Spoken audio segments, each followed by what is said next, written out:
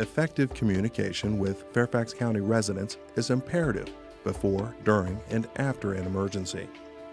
Residents with social needs may be hard to reach because they are more vulnerable or at risk. They may have sensory or physical disabilities. They may have limited English capabilities or cultural or religious beliefs that isolate them from emergency resources. They could be older or economically disadvantaged.